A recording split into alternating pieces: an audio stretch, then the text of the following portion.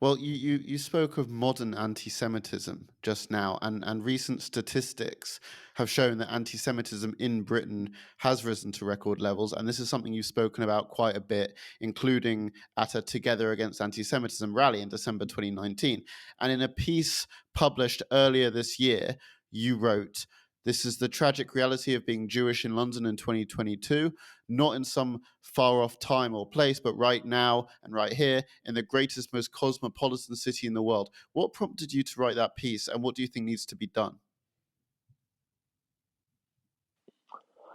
Um, yeah, it's really true. I mean, I'm just give two examples. A really famous person came to a Holocaust Education Trust dinner, and they were coming from.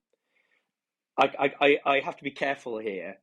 They were coming from a pretty important media institution, and they were speaking to colleagues, and they said to this person, "Where are you going?" He said, "Well, I'm speaking at the HET, the Holocaust Education Trust." And his colleague said, "Controversial." Let's stop and pause and reflect on that for a second. That was only a few years ago. Why would they think that could be conceivably controversial? Um, I know people that I don't feel this and never have, and I must emphasize it, but I know people who live in certain communities that feel that they don't want to, that was that prompted the piece, that didn't want to put a menorah in their window outside of, you know, Jewish communities where there's a wealth of other Jews, because they felt that that was inviting attack. The reality is, and again, from the article that I wrote, is there something peculiarly disturbing about going to a Jewish school, a state-funded Jewish school, and having worked for as long as I have over the years in prisons, and feeling to get in, because that's a reality. It is easier to get into I'm trying to think of the correct terminology, but a medium security prison would be right. That is the same in terms of the protection and all of the security that's in place to protect Jewish kids that go to school every day simply to learn. Now, that doesn't exist because we are, as a people, especially paranoid. That exists on a rational assessment of the enduring day-to-day threats that our children face by going to school. This idea that putting a menorah in your window in UK in 2019 and in 2020, that sending your kids to Jewish school, that expressing your Judaism in the street by wearing Jewish clothing represents a risk. Even the fact that it represents a risk to your body, to your life, is the most clear and articulate expression imaginable of the enduring dark presence of anti-Semitism, anti-Jewish racism. And yes, there is security at other primary schools, but it doesn't come close to this. What do we do about it? The answer is activism. And there's really good activism everywhere. And above all else, including as many people in that activism, making it part of their buffet, if you like, of things that they care about. That they cannot be anti-racist. It's impossible to be anti-racist.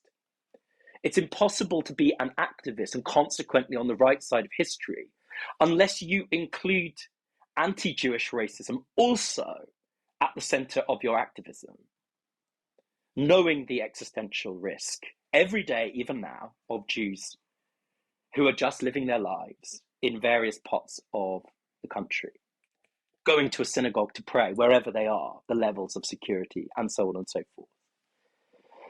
And the examples of Jewish people online, very often people feel, because it's abstract, this sort of idea that political ideas no longer sit in the logical cortex of people's brains. They sit where the identity is. So challenge somebody on an idea, they're not really listening.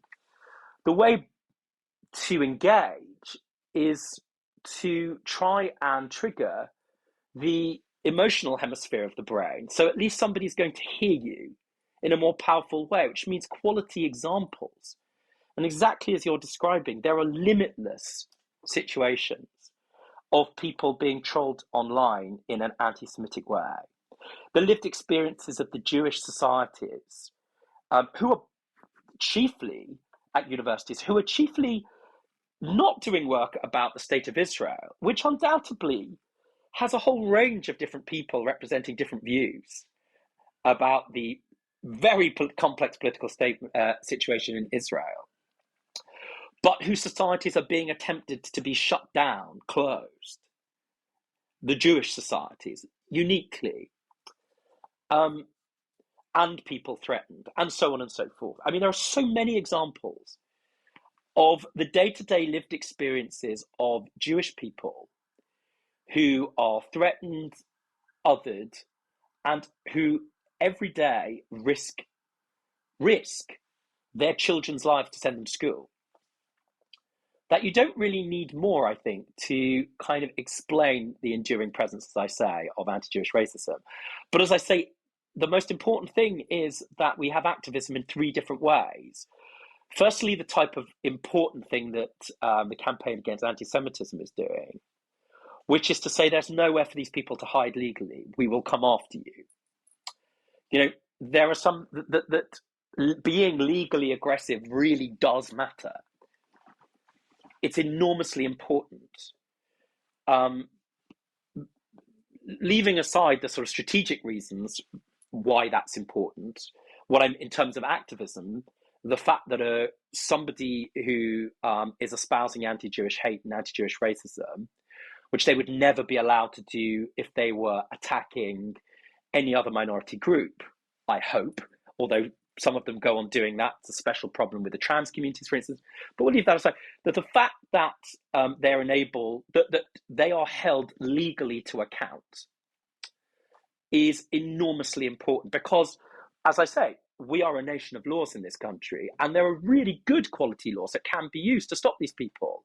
The difficulty is people don't necessarily use them. So that CAA is doing that is of limitless importance.